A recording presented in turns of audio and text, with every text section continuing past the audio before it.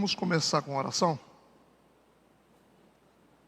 Deus eterno, Deus querido, nós te louvamos, te bendizemos, agradecemos por estarmos aqui. Pedimos a direção do teu Santo Espírito para que nos conduza em toda a verdade. Continue a ser a nossa luz, é o que nós pedimos em nome de Jesus. Amém e amém. Pessoal, na nossa sequência aqui, Êxodo capítulo 17. Êxodo capítulo 17.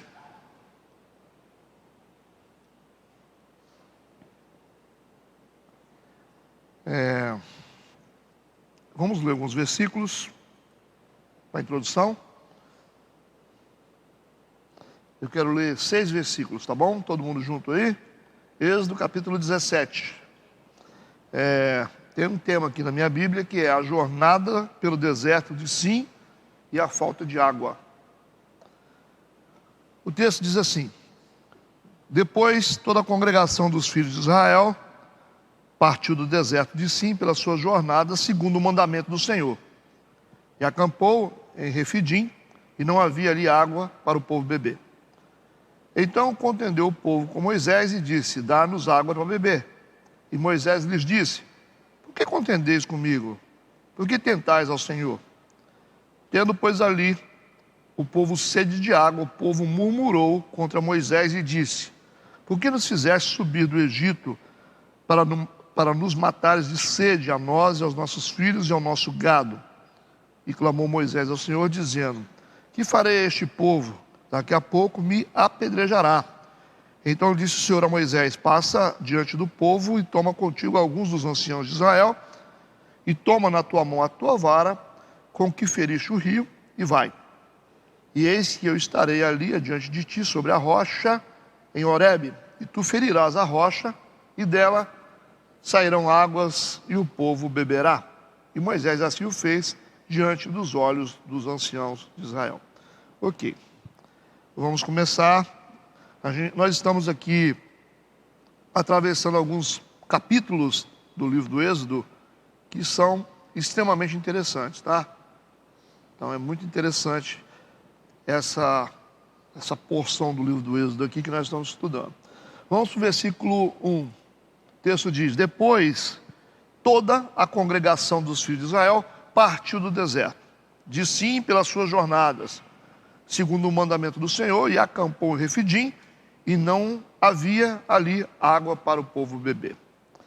Vocês lembram que já haviam se passado 2 episódios de necessidade, onde os israelitas obtiveram a intervenção sobrenatural de Deus. A primeira transformando águas amargas em águas doces, lá em Mara, todos lembram. E a segunda intervenção divina foi Deus trazendo o maná do céu para sustentá-los no deserto. Todo mundo lembrando dessa sequência, né? Esperava-se que os israelitas tivessem aprendido alguma lição a respeito da fé. Não é verdade? Eles passaram por várias situações difíceis e Deus providenciou para eles lá a transformação das águas amargas em águas doces, fez com que descesse maná do céu, mas mesmo assim a fé dos israelitas não teve muita alteração, né? Então assim, a gente vai percebendo através dos versículos passados e nos versículos que nós vamos ver aqui, que não adianta, né? Não adianta, porque o fato de Deus estar fazendo coisas grandes, isso não significa que o povo vai ser um povo de fé. Isso é claro até hoje, né? Se o povo tivesse fé, desenvolvesse fé a partir das coisas que Deus faz, não tinha ninguém que estava sem fé, não é verdade? Todo mundo tinha muita fé, mas a gente percebe que não é assim, porque Deus continua fazendo coisas grandes, não é verdade? Deus continua fazendo coisas grandes, mas mesmo assim o povo insiste em não ter fé. Não ter fé. Está claro aqui, desde o passado era assim, e hoje também é assim, né? Os feitos de Deus não são suficientes para despertar fé no povo. Então não adianta a gente falar: porque fulano, quando Deus curar, você vai ver que ele vai mudar. Às vezes Deus está curando, Deus está fazendo, Deus está transformando vidas e nem por isso tem gente realmente reconhecendo isso, não é verdade? A gente conhece isso na prática. É muito importante a gente lembrar, olha só, é muito importante a gente lembrar que nas duas situações que eu citei aqui, tanto das águas de Mara, como o maná que caiu do céu, Deus usou a mesma fonte para suprir os israelitas. Lembra disso? Quando eles estiveram diante das águas amargas de Mara, o que Deus fez? Falou para Moisés, olha para a árvore, não falou? Olha para o madeiro. O madeiro era a tipologia da cruz. E de repente, o madeiro foi lançado nas águas e as águas se tornaram doces. A gente vê aí a intervenção da cruz de Cristo curando toda a amargura. Nós estudamos isso. No segundo episódio aqui, de provação, a gente percebeu também que Deus mandou maná do céu. E maná é a tipologia, claro, de Cristo. Nós falamos sobre isso semana passada, né? Jesus é o pão vivo que desceu do céu. Então o maná era realmente a representação da figura de Cristo. Ambos representavam a Cristo. Duas situações difíceis e duas intervenções divinas revelando Cristo em cada elemento. Está claro isso? Isso que é importante, né? O que está acontecendo no Evangelho de João, capítulo 1, eu quero ler o versículo 1. Tá? O texto diz assim, no princípio era o verbo, e o verbo estava com Deus, e o verbo era Deus. No princípio, qual o princípio, né? De que forma o verbo estava no princípio com Deus? A gente viu aí na obra de criação lá, Gênesis 1, 26, está claro. Façamos o homem, né?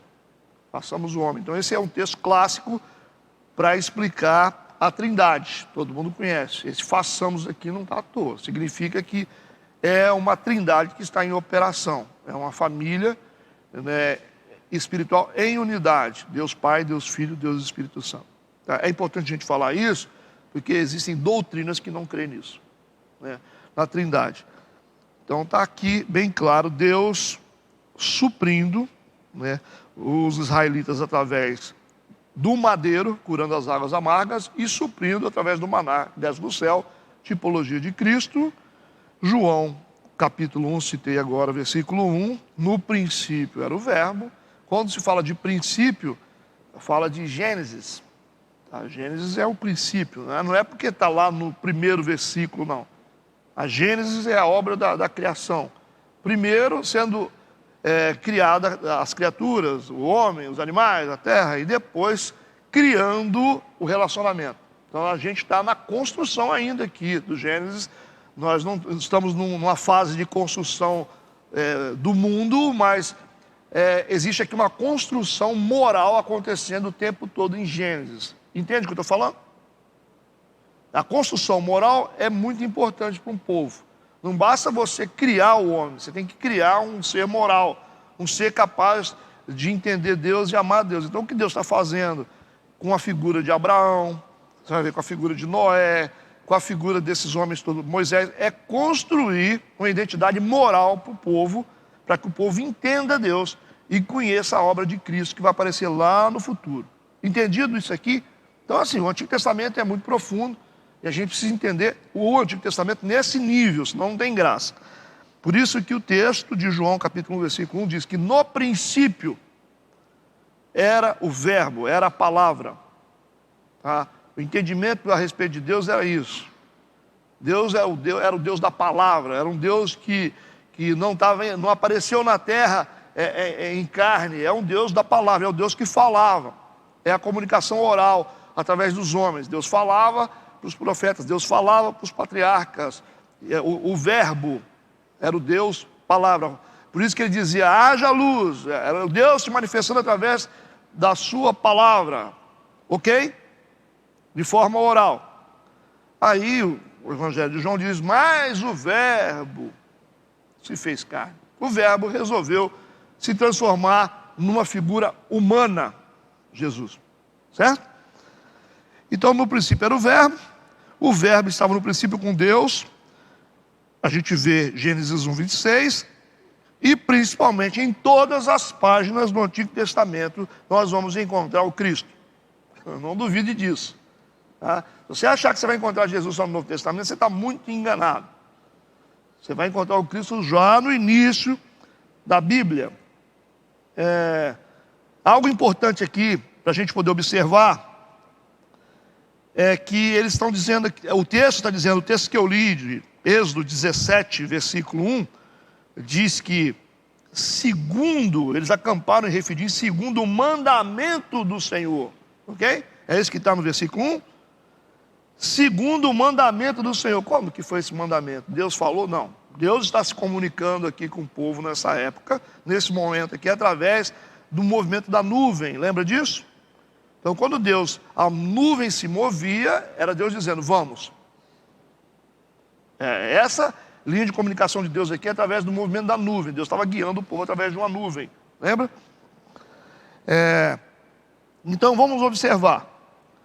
Eles foram para Refidim, segundo o mandamento, segundo a ordem, segundo a determinação do Senhor, acamparam lá, só que lá não havia água para o povo beber.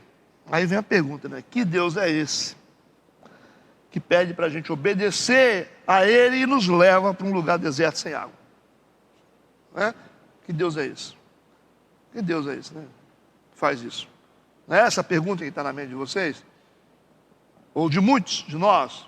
Por mais que você seja bonzinho espiritualmente, você não tem essa interrogação. Que Deus é esse que leva a gente para o deserto, para um lugar sem água? Então é essa interrogação que Deus quer provocar na gente. Exatamente. Você não está perguntando aí? Quando você está passando dificuldade, você está na luta, você não faz essa pergunta? Que Deus é esse, né, que permite que eu fique doente? Que Deus é esse que permite que eu perca isso? Então essa interrogação todo mundo tem que fazer. E Deus faz isso de propósito, é proposital, porque você precisa descobrir que Deus é esse.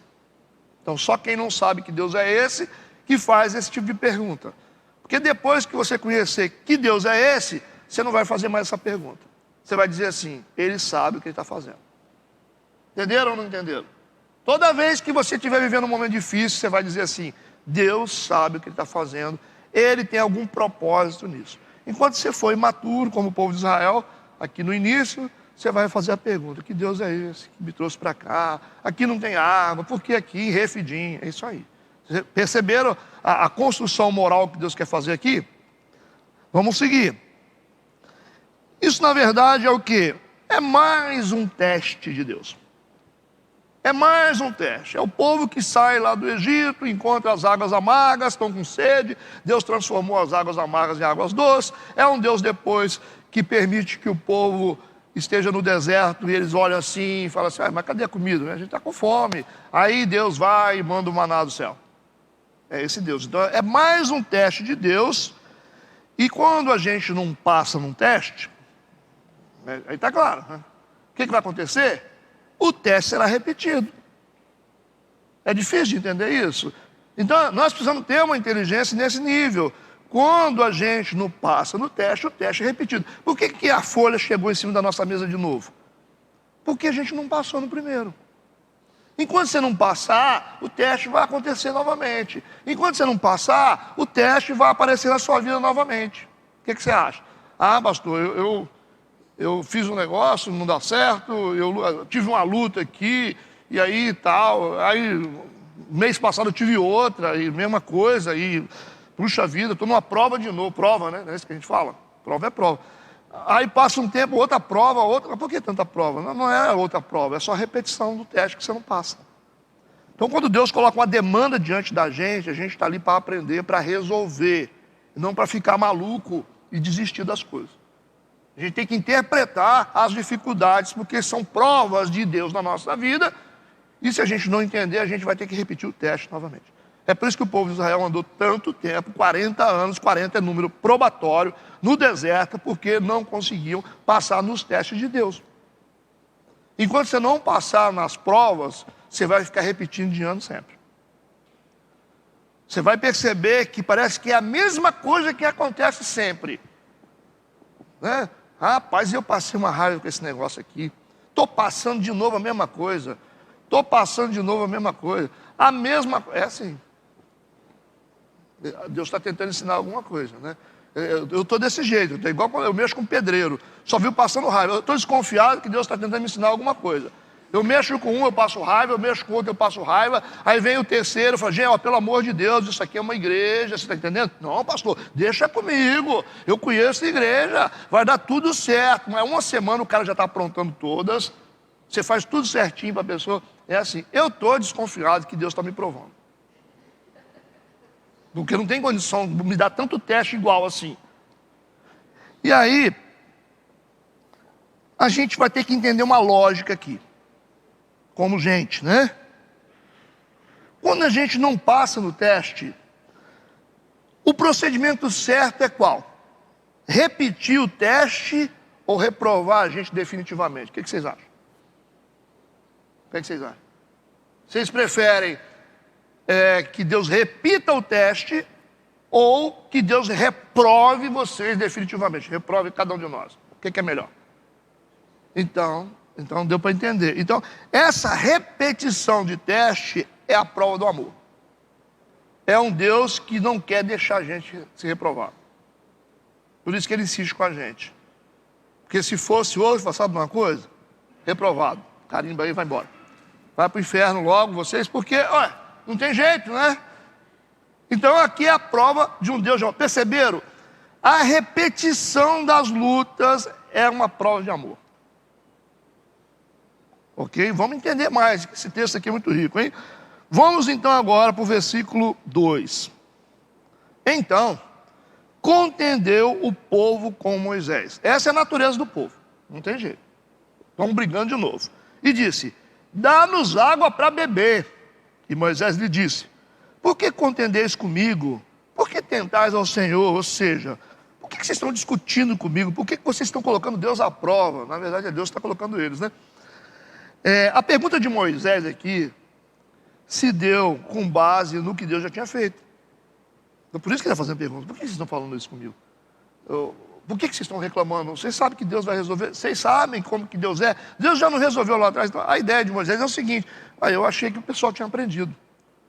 Ele achou, ele acreditou, ele foi inocente a ponto de acreditar que o povo tinha aprendido alguma coisa a respeito de obediência, a respeito de fé, mas não. Por isso que ele faz a pergunta, por que vocês estão contendendo comigo? Por que vocês estão tentando ao Senhor? Então a pergunta se dá por isso. Eu quero que vocês observem uma coisa aqui, é que cada provação que eles passavam no deserto, forçava a revelação de algo muito importante.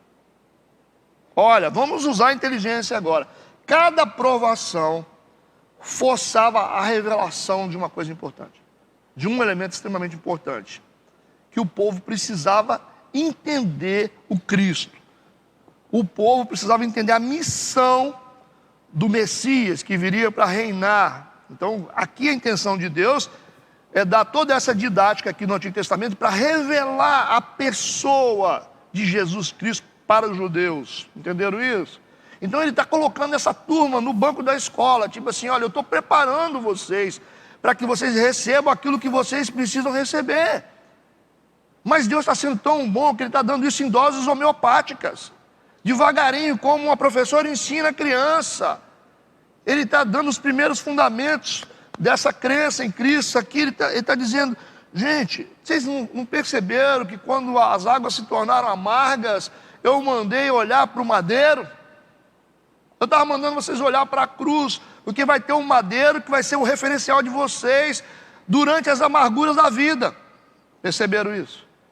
Pega o madeiro e lança nas águas. As águas se tornaram doces. Toda vez que vocês colocarem Jesus na vida de vocês, o que é amargo vai ficar doce. Aí daqui a pouco, quando vocês tiverem necessidade no deserto, quando vocês vão perceber que eu vou trazer algo do céu para vocês. Ou seja, o verbo vai se fazer carne, vai cuidar de vocês. Vou trazer o Cristo para vocês. É isso que ele estava dizendo. Por isso que o maná desceu do céu e sustentou o povo durante 40 anos, durante a peregrinação no deserto. Ou seja, Cristo veio do céu, está nos sustentando na nossa peregrinação até o céu. É difícil de entender isso? Era essa informação que Deus estava dando para o povo. E agora, já que esses períodos probatórios forçaram a revelação do madeiro, forçaram a revelação do maná, que todas as duas coisas representam Cristo, Deus vai continuar dentro desse mesmo princípio didático. Continuar tentando revelar o Cristo para eles através de outros elementos, ok? Vamos lá. Então percebe, o desespero, a aprovação revela a figura do Cristo sempre. Agora vai ser revelado através da rocha e da água viva, né? É interessante que a identidade de Jesus foi revelada em cada um desses elementos. A gente vê na Bíblia, por exemplo, João capítulo 6, versículo 48, não precisa abrir, ele diz, eu sou o pão da vida. Em João 6,51 ele diz, eu sou o pão vivo que desceu do céu. Eu sou o maná. João 10, versículo 9, ele diz, eu sou a porta das ovelhas. Está falando sobre o templo. João 12, 46, ele diz, eu sou a luz do mundo. Eu sou o candelabro que fica lá dentro do tabernáculo e dentro do templo. João 14, 6, ele diz, eu sou o caminho, a verdade e a vida. Ou seja, eu sou aquele caminho que leva ao Santo dos Santos. João 15, 5, ele diz, eu sou a videira verdadeira. João 10, 11, ele diz, eu sou o bom pastor. Se você continuar lendo aqui, você vai ver que ele é um monte de coisa. A ponto de João Batista dizer, eis o Cordeiro de Deus que tira o pecado do mundo. Então, a Bíblia é o quê? A Bíblia é o próprio Cristo. Deu para entender? O que a Bíblia faz desde de Gênesis até Apocalipse? Revelar o Cristo. É isso. O tempo todo você vai ver Cristo nas Escrituras. Ele é realmente o Verbo. Deu para entender isso? Então, cada elemento do Antigo Testamento revela de forma objetiva ou subjetiva a figura de Cristo. Versículo 3 agora, vamos lá. Tendo, pois, ali o povo sede de água. Interessante o texto, né? Tem sede de outra coisa? Tem vários tipos de sede, né? Mas a sede é de água. É um elemento fundamental para a vida humana. O povo murmurou contra Moisés e disse, por que nos fizeste subir do Egito? Para nos matar de sede? A nós e aos nossos filhos e ao nosso gado? Gente, a reclamação aqui, a murmuração é indevida. Mas a necessidade é legítima. Consegue separar isso? A reclamação e a murmuração é indevida, mas a necessidade aqui, a urgência dessa necessidade é legítima, porque se eles não beberem água, eles vão morrer. Então eles estão assim, né? O problema não é o que a gente precisa, é a forma como a gente se achega a Deus. Deus conhece as nossas necessidades, o problema não está aqui na necessidade. Poderia muito bem dizer assim, Moisés, Deus ele fez vários milagres para a gente aí, mas tem como você arranjar um copinho d'água para a gente? Era simples, né? Eu só estou conjecturando, tá? Não tinha copinho naquela época, mas tem como a gente dar uma... tem, claro. Do mesmo jeito que ele fez, era isso que Deus queria. A gente está com sede, eu sei que ele vai trazer agora, mas o problema está na murmuração, não na necessidade. A necessidade ela sempre vai existir, mas a maneira como a gente lida com a necessidade que é o problema. Esse é o problema de crente, né? A necessidade, o sofrimento sempre vai aparecer por aí, mas como é que a gente lida com Deus nesses momentos? Ok? A morte aqui seria inevitável, por quê? Porque Refidim era um lugar extremamente seco, era um lugar de rochas. Então os pastores de ovelhas, os beduínos, eles se escondiam nas rochas. Eles descansavam ali, mas escondidos na rocha. Agora a água zero, tá? É um lugar seco, extremamente estéril. Esse é o lugar chamado Refidim. Versículo 4. Clamou Moisés ao Senhor. Parece que Moisés agora vai fazer a coisa certa, né? Vai chegar diante de Deus dizendo, que farei a este povo? Daqui a pouco me apedrejarão. Então, esse realmente é um lugar propício para uma revolta do povo contra Moisés. Primeiro que o lugar é seco. Segundo que o lugar está cheio de pedra. Então assim, é ótimo para poder o cara sofrer um apedrejamento ali. O povo está irado, com sede e com um monte de pedra ao redor. Então você tem os elementos perfeitos para um apedrejamento. E ele está dizendo isso. Às vezes, Deus nos conduz a algumas experiências difíceis. Ouve lá, hein? E quando nós não conseguimos compreender o propósito dessas experiências, nós resolvemos apedrejar o pastor. Deu para entender? Não é assim que a gente faz? Ah, esse cara... Talvez o nosso problema seja com Deus e não com a nossa liderança. Ok? É assim. A gente tem que entender que a gente pensa que o problema está aqui na horizontal, mas o problema está aqui, na vertical. Por isso que eles querem apedrejar o Moisés. Ele está dizendo assim, eles vão me apedrejar. Se o senhor não resolver isso para mim. Então assim, está aqui uma figura para a gente poder entender o que normalmente acontece na vida da gente. A gente tem um problema com Deus e a gente acha que o nosso problema é uma pessoa. Versículo 5. Então disse o Senhor a Moisés: passa diante do povo. Na minha Bíblia está diante, mas é adiante mesmo. Se adianta. E toma contigo alguns dos anciãos de Israel e toma na tua mão a tua vara com que feriste o rio e vai. Então olha que princípio fantástico que tem aqui dentro. Nós estamos com um problema aqui. O povo precisa de água. Vamos imaginar o contexto de igreja com o povo necessitado, tal, um monte de gente carente, precisando ser curado, precisando sobreviver. É o mesmo contexto.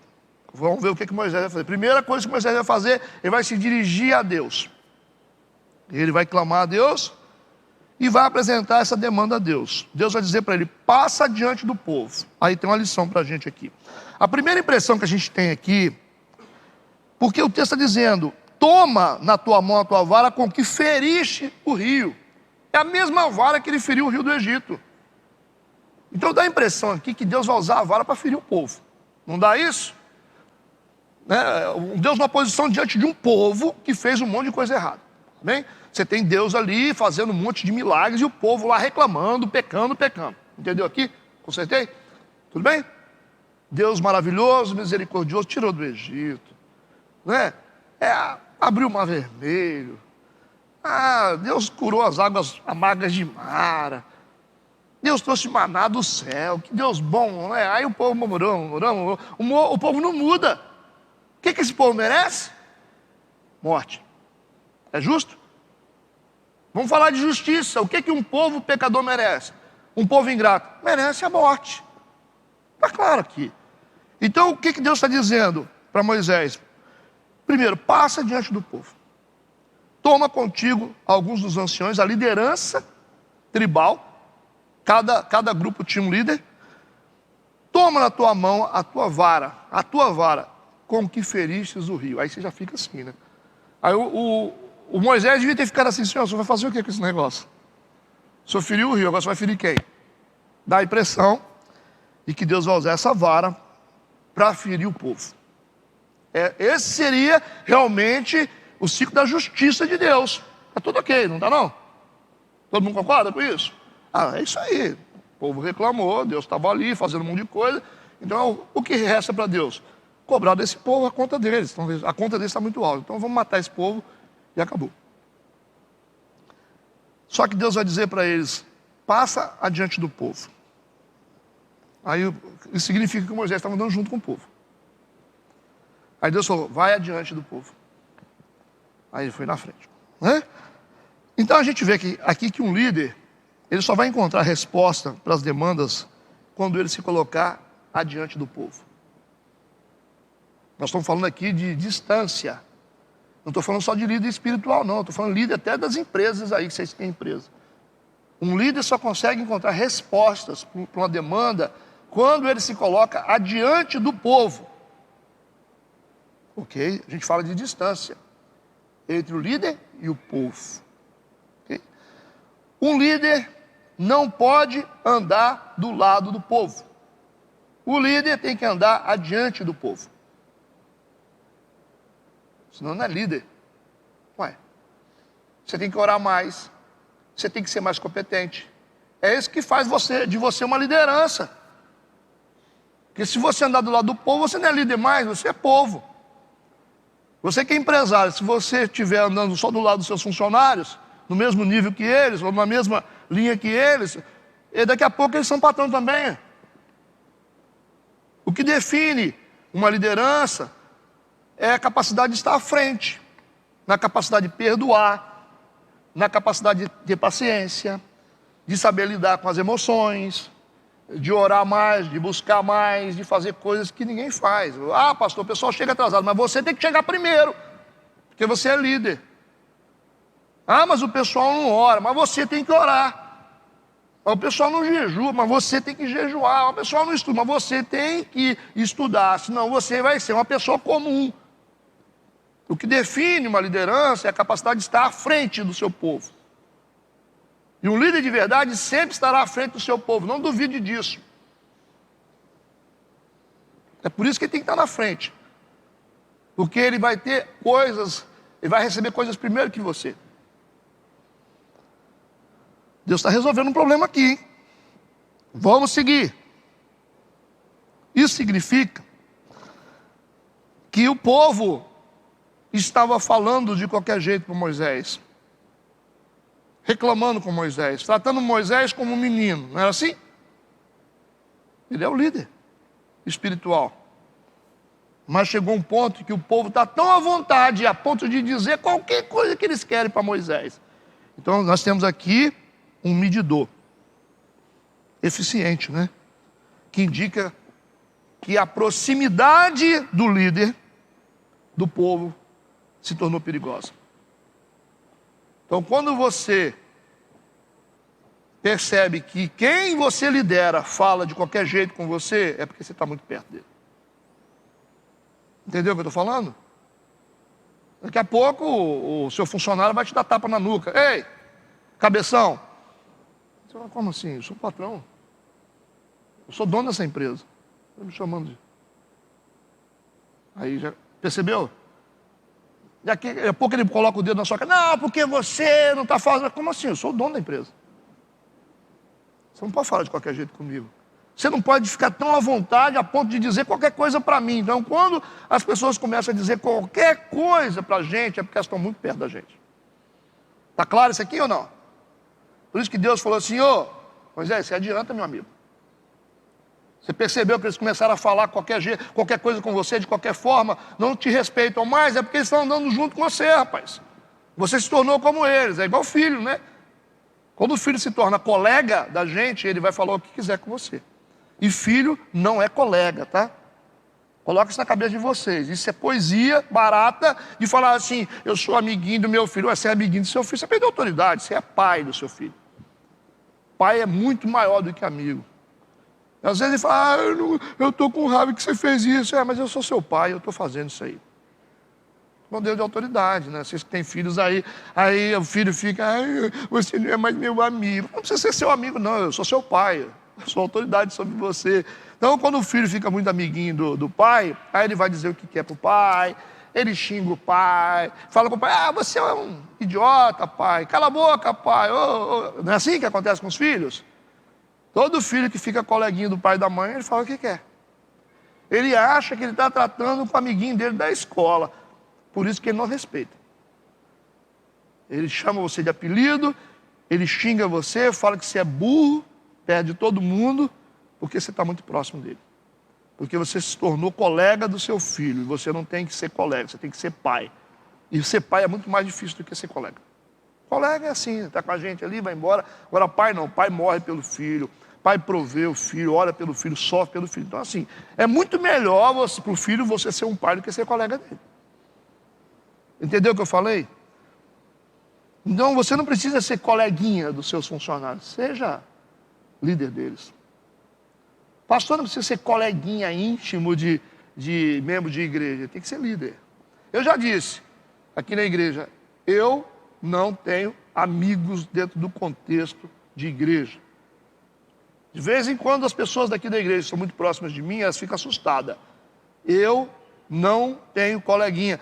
Por quê? Porque a visão, ela é maior do que a gente. Vocês têm que entender isso. A visão, o propósito tem que ser maior do que nós.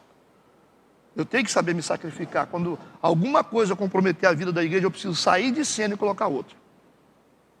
E isso é ter hombridade. Ah, poxa, se eu estou no ministério aqui, eu estou fazendo a igreja padecer, eu vou ficar agarrado. Não, porque esse lugar aqui é meu, ninguém me... Não, rapaz, sai fora.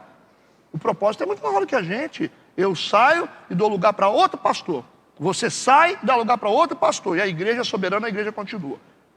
Tá? Não vem com essa de achar que... Não, porque tadinho dele, ele está aqui há muitos anos. Tadinho dele não, manda ele sentar no banco. Nós precisamos continuar a jornada. Era isso que Cristo fazia. Quando Judas traiu, ele falou assim, faça o que você tem que fazer. E ele foi lá e se enforcou. Não foi isso que Jesus falou com ele? Você não veio para fazer isso? Então faz logo o que você tem que fazer. Você não tem que me trair, né? A sua missão é essa. Resolve. Então a gente tem que parar com esse negócio dessa... É por isso que o mundo espiritual, gente, ele dá chinelada em mundo de crente. Porque a gente trata o evangelho como poesia. Não é poesia, nós estamos numa guerra espiritual, gente. Isso aqui é muito sério, nós estamos lidando com almas. Lidando com vidas. A igreja é soberana, a liderança precisa ser exemplo, porque senão não tem como conduzir a gente. Cego não guia outro cego. Ah, mas eu estou com... Ah, você está com problema, então senta aí, tá? Senta aí. Pelo menos até o seu problema acabar. Mas é o quê? Nós temos que ser assim, em tudo, na nossa vida. Tanto na igreja como lá na empresa. Ô, meu amigo, você não está produzindo mais não, hein? Não é porque eu tinha uma namorada, minha namorada me largou, eu estou assim, eu não produzo mais. Ah, você não produz mais não? Então você sai daí e dá lugar para o outro. Se a gente quer ser empresário. Agora, se você quer ser filantrópico, você abre uma igreja para você, né? Uma casa de recuperação assim, é lógica, né? Às vezes os meninos falam assim comigo, assim, pastor, estou com um funcionário lá, rapaz, que está com problema, não sei o quê, só que ele é crente, manda embora. Como assim, pastor? Manda embora, contrata lá um ímpio que te dá produção. Quem quer ser empresário? Você quer o quê? Você quer na sua fábrica o quê? O cara que te dá produtividade, te dá resposta, ou você quer um crente embaçando a sua empresa, enrolado, que chega atrasado, o que você prefere? Então você não vai ser empresário, vai ser irmão de caridade. Percebe como que a gente tem que separar essas coisas? O exemplo de Salomão. O Davi quase morreu por causa da passividade. Quase o próprio filho matou ele. Não matou por causa da misericórdia de Deus. Não, que meu filho... Ah, não... Joabe, não faz nada com meu filho não, Joabe. Ô, Joabe, você vê meu filho lá, você encontra ele, poupa ele. Aí o Joabe foi, matou o filho dele. Para proteger o rei. Ele falou, não podemos apagar a lâmpada de Israel. O propósito é maior do que pessoas. Aí quando Salomão assume, aí a primeira coisa que Davi aprendeu a lição, falou assim, meu filho, você é homem. Não falou ser Deus, não falou ser homem, seja homem. Entenda a logística da vida. Aí o Salomão, aí olhou assim e falou assim, gente, quem é que tinha raiva do meu pai, hein? O Salomão, hein? Aí falou, disse que tem um cara lá que perseguia seu pai, falou, manda matar ele lá. Aí, teve um também que foi contra a sua família no trono, mata também. Então, a primeira coisa que Salomão fez é eliminar todos os seus inimigos. Você precisa de sabedoria, meu amigo. Você vai deixar o inimigo perto de você? Daqui a pouco ele junta 2, 3, 4, 5, 6, 7, 8. O cara fez uma rebelião, você tem que dar um jeito nele. Nós estamos só aqui orando. Não orando não, orar e ação. Você tem que decidir. Tem que chegar para o cara e falar assim, meu amigo, o negócio é o seguinte, não está bom? Segue o seu rumo. Mas daqui a pouco ele vai ter 20 do lado dele, 30 do lado dele, 50, 60, 70, 80 pessoas. Porque você resolveu achar que a vida é uma novela. Eu estou falando sobre princípio espiritual, gente. Porque se a Bíblia fosse um mar de rosas, Deus não tinha dizimado os amalequitas. Está aqui, vocês vão ver daqui a pouco. Vocês vão ver daqui a pouco. Deus não tinha permitido a morte de 3.000 pessoas que fizeram rebelião no deserto. Deus é um Deus de princípios. A gente pensa, né? E você vai perceber que no meio desse povo que foi destruído por causa da desobediência, tem criança e tem animal. Então Deus é maior do que simplesmente o que a gente está vendo, entendeu? Eu estou tentando ajustar a mente de vocês para vocês entenderem as guerras espirituais que nós enfrentamos, a gente não pode subestimar, porque senão você vai morrer na guerra. Calma, respira, a gente vai voltar ao normal. O povo está falando com Moisés com desrespeito. Deus disse: passa adiante do povo. Aí você terá algo para poder dar para o povo. Não é isso que ele está falando? Moisés estava muito próximo do seu povo, a ponto de ser agredido por seu povo. Ele estava dizendo: daqui a pouco eles vão me apedrejar. Lógico que vão. Lógico que vão te apedrejar, você pode ter certeza. Você se tornou tão íntimo, tão colega desse povo, que eles vão te apedrejar daqui a pouquinho. Entendeu o que está escrito na Bíblia, gente? Vamos seguir.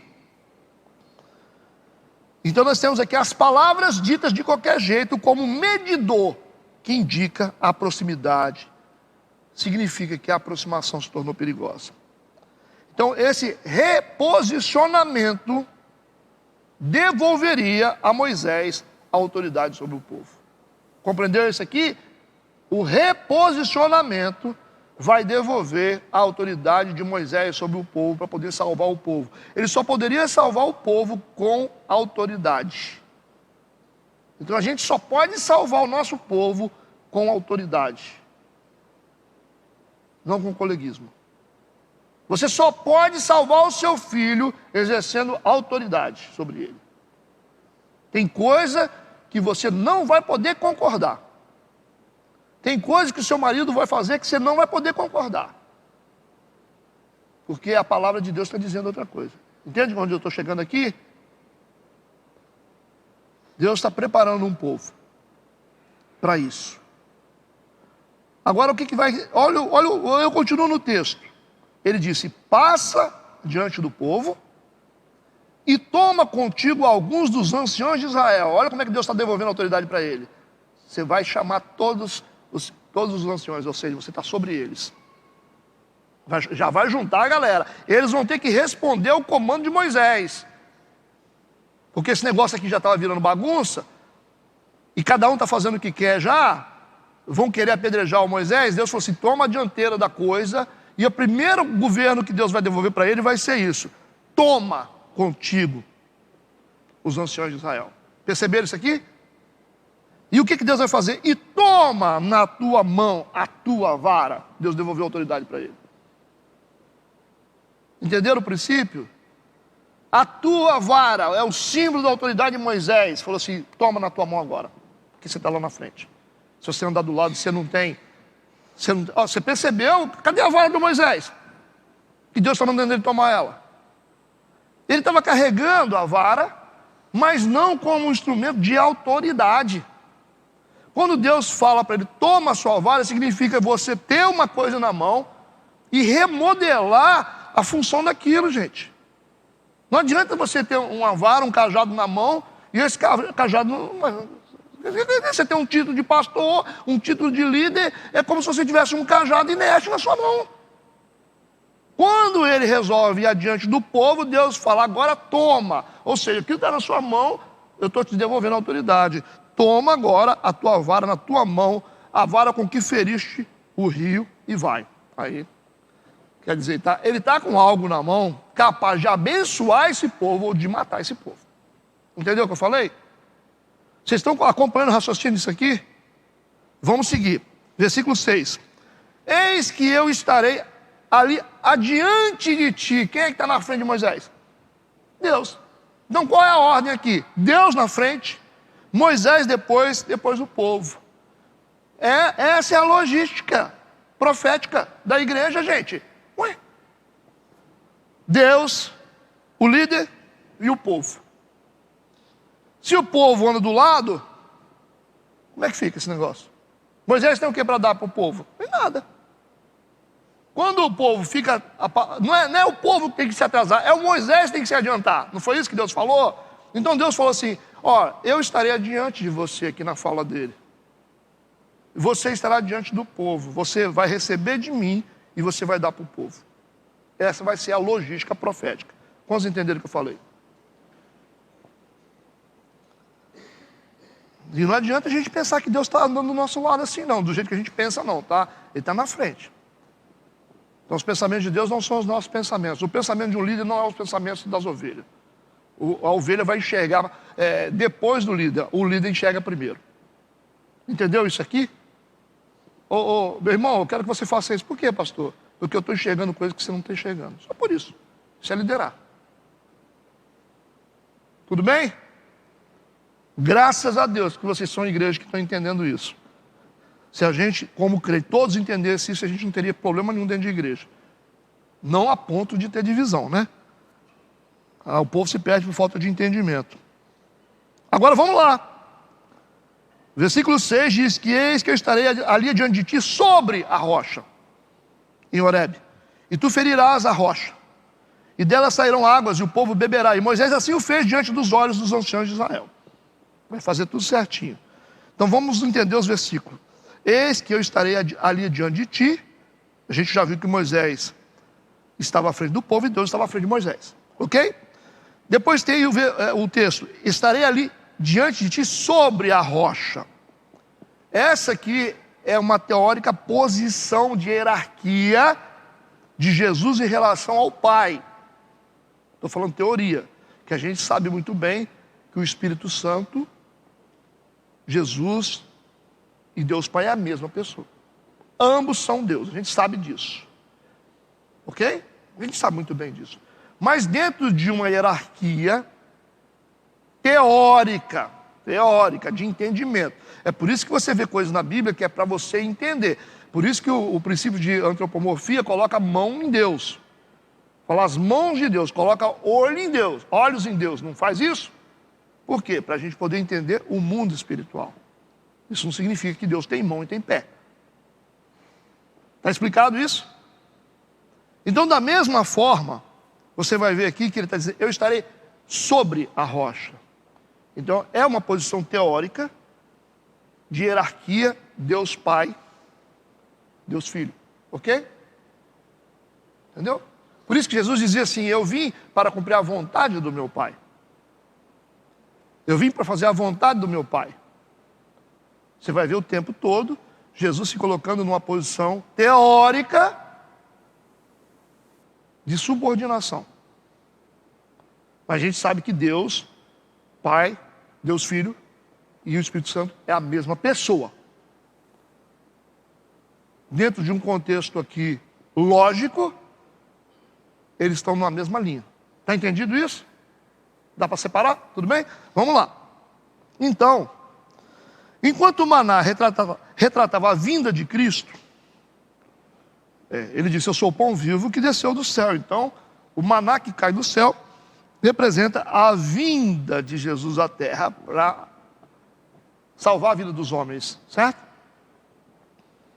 Então, o ferir a rocha retrata a morte de Cristo na cruz. Alinharam aí agora? Percebe? Ó, o maná desce do céu. E na sequência vai acontecer o quê? A rocha será ferida. É tremendo isso. Aí dá vontade da outra retrete, né? Então, primeiro o maná teve que descer. Para depois, esse maná, que é a rocha, ser ferida. Fala sobre a crucificação. Porque será, essa rocha ferida será a única coisa capaz de salvar esse povo. Porque Deus decidiu não ferir o povo, ele decidiu ferir a rocha. Entendeu isso? Ele tem que escolher. Ou ele fere o povo, ou ele fere a rocha.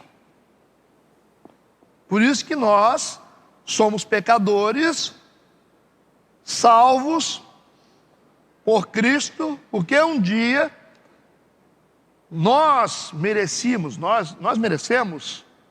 ser feridos por Deus.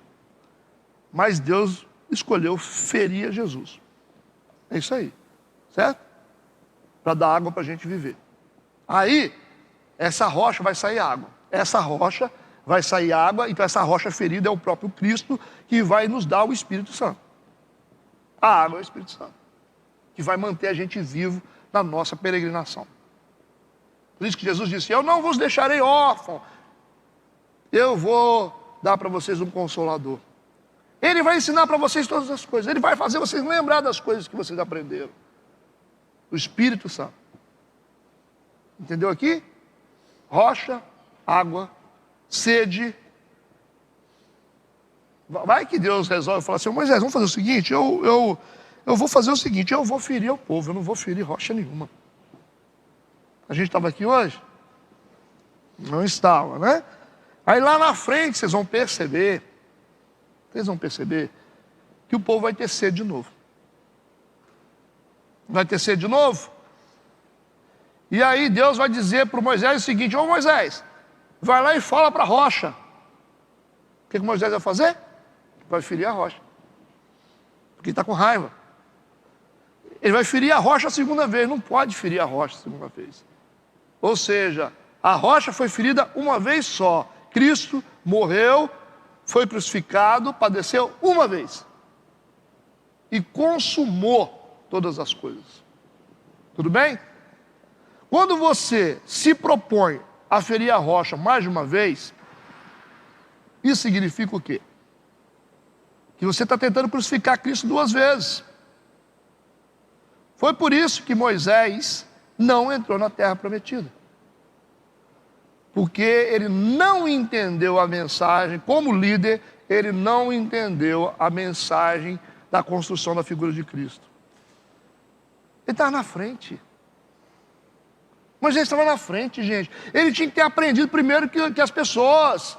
Ele tinha que ter entendido o que Deus estava fazendo em relação ao maná, ao madeiro, à rocha. Ele estava dizendo: estou falando sobre o Messias que virá. O Moisés não entendeu. O Moisés chega e fica nervoso lá. O povo está com sede. Era só de falar para a rocha. A rocha já morreu. A rocha já foi ferida. Então daqui para frente a gente bebe água da rocha sem ferir ela. Nós não precisamos ficar crucificando Cristo toda hora. Então ele vai lá e fere a rocha novamente. Significa que ele mesmo não entendeu. Deus falou: já que você não entendeu, você não entra na terra prometida. Aí você vai falar: puxa, mas como assim? Exatamente. Quanto mais próximo de Deus você estiver, mais obrigação de entender as coisas você tem que ter. Então liderança é assim. Você quer ser líder? Você vai receber coisa fresca, mas a sua responsabilidade é muito maior. Seu pecado é muito maior, a sua indisciplina é muito maior, por isso que o líder, ele precisa tomar mais cuidado do que as pessoas. O seu pecado, ele tem menos efeito na sua vida do que na minha. Na minha tem mais efeito. Certo? O povo fez coisa pior do que isso. Mas por Moisés ser Moisés, era o homem que falava com Deus face a face, assim, como se fala com um amigo, né? Tinha liberdade de andar com Deus, né? Viu a glória de Deus. Então Moisés não poderia não ter entendido a mensagem sobre o Messias. Está explicado isso? Deus preferiu ferir a rocha do que ferir o povo pelo pecado de murmuração. Tá? É claro aqui o plano de salvação, né? Nós deveríamos ser feridos pelos nossos pecados, mas Deus preferiu ferir a Cristo. Esse é o significado. E esse ferimento tinha que ser definitivo, não poderia ser repetido. Então, como o povo tinha falhado no teste de mar e no teste do maná, eles já eram passivos de morte, por causa da murmuração. 1 Coríntios capítulo 10, versículo 2 a 4. Vamos ler esse texto. 1 Coríntios capítulo 10, versículo de 2 a 4.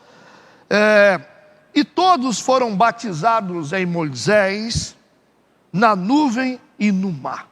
Ok. O que significa isso? Significa que o fato do povo ter atravessado o Mar Vermelho, esse era o batismo do povo.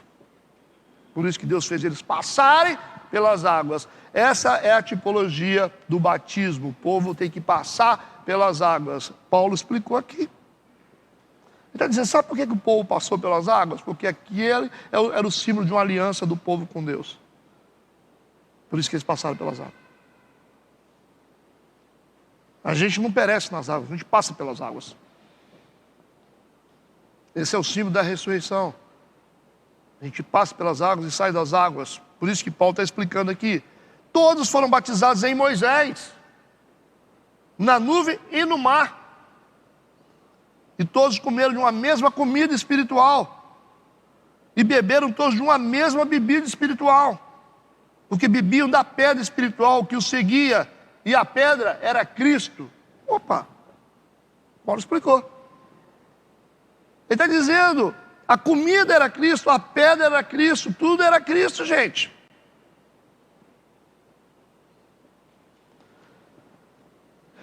O texto, ainda do versículo 6, diz, e dela sairão águas e o povo beberá. Repito, as águas que saem da rocha ferida é o Espírito Santo que nos foi dado através da morte de Jesus na cruz. Perfeita analogia? Versículo 7. E chamou aquele lugar Massá e Meribá por causa da contenda dos filhos de Israel, porque tentaram ao Senhor, dizendo, está o Senhor no meio de nós ou não? Então Massá significa tentação, Meribá significa repreensão. A mesma palavra que é traduzida como provocação. Eles provocaram a Deus, mas Deus respondeu com graça e com misericórdia. Versículo 8. Então veio Amaleque e pelejou contra Israel em Refidim, nesse mesmo lugar onde eles estão bebendo água da rocha. Esse lugar, agora eles beberam, não é? Da água que representa Cristo. Ok? Por que Amaleque aparece justamente depois que eles bebem a água? Porque Deus não vai deixar a gente enfrentar a batalha sem ter Cristo na nossa vida, gente. Por isso que Deus só permitiu a guerra contra eles. Olha só a guerra. Os amalequitas vão atacar eles, justamente depois que eles bebem a água. Por quê? Porque Deus preparou o povo antes para a guerra. Se a gente não beber dessa água, que é o Espírito Santo, dada pela morte de Cristo na cruz, que representa a rocha ferida, nós não estaremos preparados para as batalhas da vida. Está claro isso? Se não beber da água, do Espírito, dada por Cristo, através da sua morte na cruz do Calvário, você não consegue prevalecer contra as batalhas da vida. Por isso que veio Amaleque e pelejou contra Israel em Refidim. Um bom tempo se passou, lógico, né?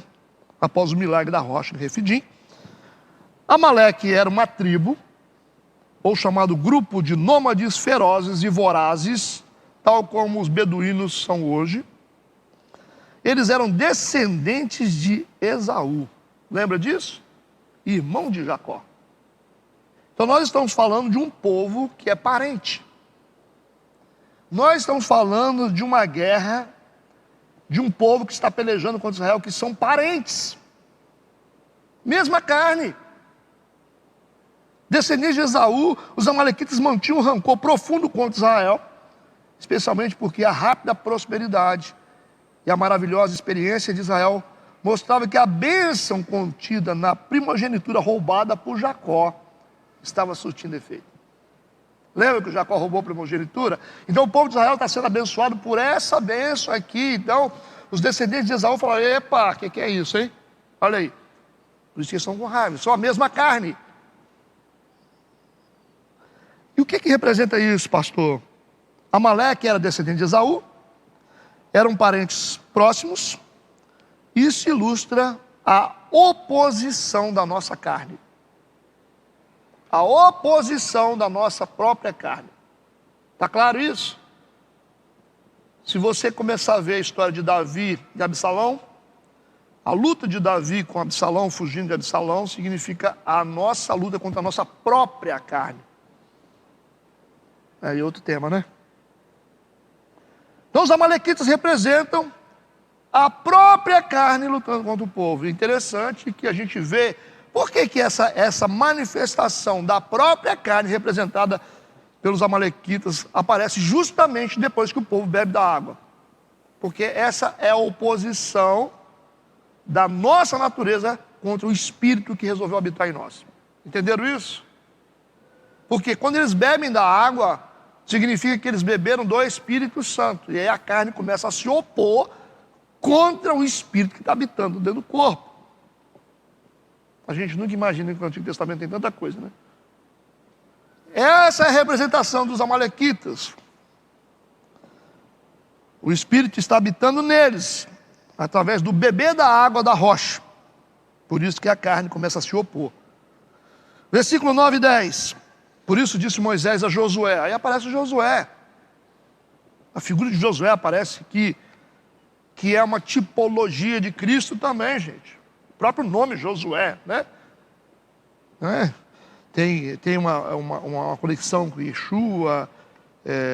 Josué é o nome de Cristo. É o nome que tem a ver com Jesus, ok? É uma tipologia, por isso que ele conseguiu fazer com que o povo entrasse em Canaã. Porque é isso que Cristo vai fazer, nos levar para a cidade celestial. Você está fazendo isso, né? Vamos lá. Por isso disse Moisés a Josué: escolhe-nos homens e sai, peleja contra Amaleque.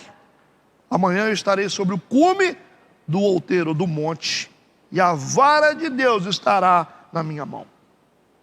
E fez Josué como Moisés lhe dissera, pelejando contra Amaleque, mas Moisés, Arão e Ur subiram ao cume do outeiro. Vocês já viram muitas interpretações a respeito disso, mas eu vou te dar uma com base consistente aqui.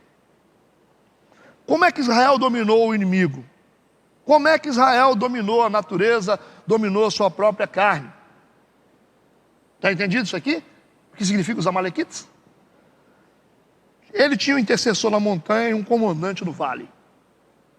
Moisés intercedendo no monte e Josué batalhando no vale. Não é essa a logística aqui? O bordão de Moisés de madeira, está explicado ou não? O que é uma vara de madeira? O que é o madeiro aqui? O bordão de Moisés de madeira na montanha levantado ilustra a obra de intercessão de Cristo na cruz. Então, quando Moisés sobe o monte, levanta a vara, é como se você estivesse levantando o madeiro à cruz. Essa é a obra intercessória de Cristo em favor da gente. E é constante, tá? Pastor, mas por que o Moisés se cansou? Porque o Moisés, ele é o instrumento que movimenta a intercessão. O elemento intercessor é a madeira, é o madeiro. Ok? Por mais Cristo morreu na cruz. A cruz é o elemento que nos dá vida, que nos dá vitória. Mas quem faz com que a cruz permaneça de pé é a nossa fé. Você pode usar a cruz ou você não pode usar a cruz, você que sabe. Então a nossa fé alavanca a obra intercessória da cruz. Certo? Então Moisés aqui é um intercessor, por isso que ele fica cansado. Certo? É um intercessor que fica cansado, ele sobe na montanha. Enquanto isso, Josué está lá embaixo com a espada, lutando com os inimigos. Aí quando o Moisés, que está levantando a representação do madeiro, ok? Na montanha, porque quando Cristo morreu, foi crucificado, o inferno congelou, ou não? Opa! Então é exatamente o que Moisés está fazendo. Ele está botando o madeiro de pé. Esse madeiro, essa vara, é a vara que abriu o Mar Vermelho, é a vara que feriu os egípcios. Então é o próprio Cristo que estava fazendo todas essas intervenções, gente. Olha aqui. A Bíblia não diz que o verbo já estava com Deus desde o princípio? Está aí. Então Moisés vai levantar o madeiro. Lembra que o madeiro, o povo tinha que olhar para o madeiro para que as águas de Mara fossem curadas. E tinha que jogar o madeiro na água. Agora o madeiro está sendo levantado. O homem, a figura do homem limitado, o intercessor Moisés, está segurando a vara. E tem um momento que ele cansa. Enquanto Moisés está com a vara de pé, o povo está ganhando a guerra. Quando Moisés começa a se cansar, os amalequitas começam a vencer. Qual é o trabalho da igreja? Manter a cruz de pé através de uma obra intercessória. Enquanto a gente pregar a Cristo, o diabo não pode com a gente. O problema é que a gente gasta tempo com um monte de coisa na igreja e esquece de pregar a Cristo. A gente prega um monte de coisa, o que acontece? O poder de intercessão da igreja acaba. A igreja tem que ser cristocêntrica, pregar a Cristo, Porque quando a gente prega Cristo, quando a gente fala sobre Cristo, quando tudo converge para Cristo, a cruz fica de pé, gente. Quando as igrejas começaram a desvirtuar isso, deixou de ser cristocêntrica e começou a adorar figuras, coisas, objetos, mantos e óleos e sal, pessoas, lugares, não é assim? Não é assim? Tudo é sagrado. A igreja perdeu o seu poder de intercessão. É por isso que os crentes estão tudo abatidos. Você vê crente que sofre mais do que gente do mundo. Os amalequitas estão deitando e rolando. E o maior problema de igreja hoje se chama carne. Que o povo não está dando conta. Por que carne? Porque esse é o espírito dos amalequitas. Então a gente só vai conseguir vencer a nossa natureza, porque a nossa guerra a gente perde aqui dentro, não precisa lá fora. O cara fala, desviou, está fraco, não ora, isso é carne. Mas a igreja precisa levantar o poder de intercessão e colocar o madeiro de pé. E quem tem que fazer isso em primeiro lugar é o líder. E para que o líder não fique cansado, o povo tem que juntar e orar junto. É isso que o está fazendo aqui. Está claro aqui o texto, não está? Arão e U estão sustentando os braços de Moisés. Então, o líder não intercede sozinho. A igreja junto com o líder. Quando o líder não ficar cansado, vocês têm que orar junto. O líder está lá segurando e os irmãos estão todos juntos. Vamos lá, gente, vamos orar, vamos sustentar o Moisés, vamos orar por ele, vamos fazer com que a vida do pastor seja uma vida em paz, não ficar um inferno. Porque coisa pior que existe é quando você enfraquece um líder. Quando você deixa um líder mal, quando você pega um líder e transtorna a vida dele. O que acontece? A cruz desce. E aí o diabo entra. Eu vou lutar contra o pastor. Você está lutando contra o poder da intercessão principal, gente. Não é o nosso trabalho isso. Nosso trabalho é interceder em favor da liderança. Orar para quem está na frente. Vamos orar. Vamos sustentar esse cara com oração. Porque se esse cara enfraquecer, os amalequitas vão tomar conta de tudo. Entendeu isso aqui? Aí a gente vê aqui 2 intercessores, Arão e U, sustentando os braços de Moisés. Aí você fala, pastor, então, a intercessão significa oração? Sim. Por isso que está simbolizado o Moisés numa montanha. Mas qual o significado de Josué, então, lutando com a espada? Espada é Bíblia, gente. Enquanto os intercessores vão se movendo em oração, 2 elementos poderosos, oração e palavra. Essa é a arma para vencer o diabo. Por isso que Jesus dizia, está escrito, espada nele. Está escrito, espada no diabo. Quando você não sabe o que está escrito, quantas pessoas vocês acham que vai dar aqui na igreja hoje à noite? Hoje é noite de Santa Ceia. Até a sepultura abre hoje. Vocês acham que não? E quantos sabem o que está escrito? Eu conheço gente de 20 anos de igreja, você fala assim, fala um texto bíblico aí. Não sabe. Fala, Deus é amor, pelo menos. Não sabe, nem João 3,16 sabe falar. Porque não sabe o que está escrito. Quando o diabo vem, engasga. Falta de estudo. O povo se perde por falta de conhecimento. Sabe nada. Não lê Bíblia. Estou estudando. Estudando como? Você não estuda nem na escola bíblica, que tem alguém aqui te ensinando, você vai estudar em casa, não vai estudar nada. Você abre e fica passando páginas, assim, daqui a pouco você nem sabe o que você leu.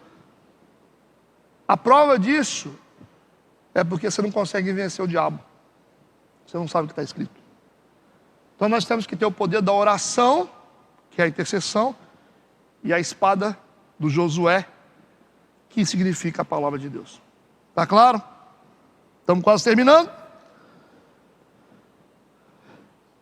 Versículo 11, acontecia que quando Moisés levantava a sua mão, Israel prevalecia. Mas quando ele abaixava a sua mão, Amaleque prevalecia. Então enquanto Moisés levanta o madeiro, Israel prevalece. Versículo 12, porém as mãos de Moisés eram pesadas, por isso tomaram uma pedra e a puseram debaixo dele para sentar-se sobre ela. E Arão e U sustentaram as suas mãos, um de um lado e de outro. Assim ficaram as suas mãos firmes até que o sol se pôs. Eu acho que essa pedra que foi colocada debaixo dele aqui é o próprio Cristo também, né? A gente sabe disso. Então o ato de Moisés de manter o madeiro de pé É um ato de intercessão em favor do povo. O ato de Arão e Ur era um ato de intercessão em favor de Moisés. Como eu disse, essa é a lógica profética. Versículo 13. Assim Josué desfez Amaleque, gente, e a seu povo ao fio da espada. Vocês vão perceber que vai aparecer algumas traduções aí que os amalequitas foram desbaratados ou dispersos. Isso significa que eles não foram totalmente destruídos. Tem alguma tradução aí que diz isso? Ou eles foram, em algumas traduções, desbaratados ou dispersos a fio de espada. Significa que eles não foram totalmente destruídos. Eles perderam a batalha, mas fugiram um monte. Por que isso, pastor? Porque se eles representam a nossa natureza, significa que você não vai conseguir matar a sua natureza. Você vai ter que lutar com ela. Por isso que os amalequitas vão ser destruídos só num ponto lá na frente. Ou seja, a nossa natureza só pode ser destruída quando nós somos arrebatados. Ok. 1 Coríntios, capítulo 15, versos 52 a 54. Explica isso. Paulo é muito bom, né, para explicar essas dúvidas, né? Ele diz: no momento, não abrir e fechar de olhos ante a última trombeta, porque a trombeta soará e os mortos ressuscitarão incorruptíveis, e nós seremos transformados. Porque convém que isso que é corruptível se revista da incorruptibilidade, e isso que é mortal se revista da imortalidade. E quando isso que é corruptível se revestir da incorruptibilidade, isso que é mortal se revestir da imortalidade, então cumprir-se-á a palavra que está escrita: tragada foi a morte na vitória. Isso aqui vai ser só no arrebatamento, onde a nossa carne será totalmente aniquilada. Por isso, não subestime a sua natureza. Não subestime a sua carne. Não, eu me converti, agora eu posso fazer o que eu quiser. Ah, é. Não, porque eu sou santo, então eu posso... A carne não tem poder sobre mim. Não tem poder sobre você. Só tem poder sobre a sua natureza se você tiver oração e Bíblia.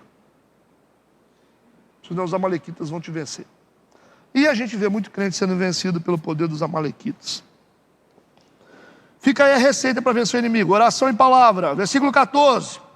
Então disse o Senhor a Moisés: escreve isso para a memória num livro e relata-o aos ouvidos de Josué, que eu totalmente hei de riscar a memória de Amaleque de debaixo dos céus. Ele vai fazer isso depois, ele diz. Isso fica registrado no livro, ou seja, essa expressão num livro indica que os livros de Moisés já estavam em curso de composição, e a gente vê que o Josué, sucessor de Moisés, ele tinha que conhecer o plano de Deus, por isso que Deus ordenou que Moisés o lesse em voz alta para Josué.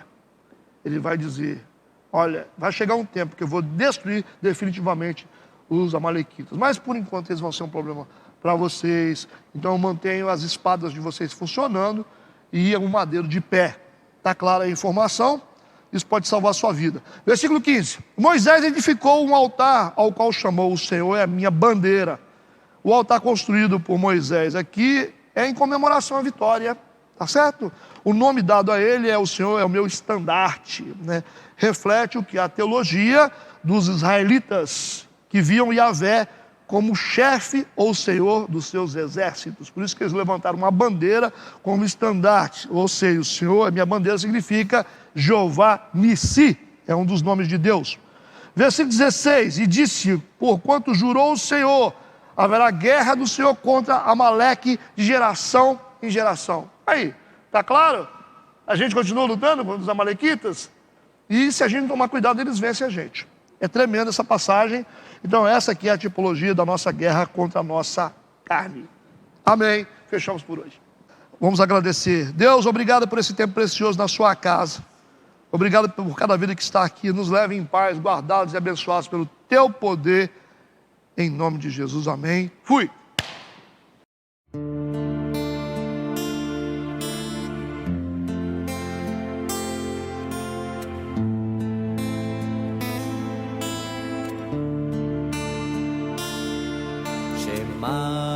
Israel Adonai Eloheinu Adonai Echad. Shema Israel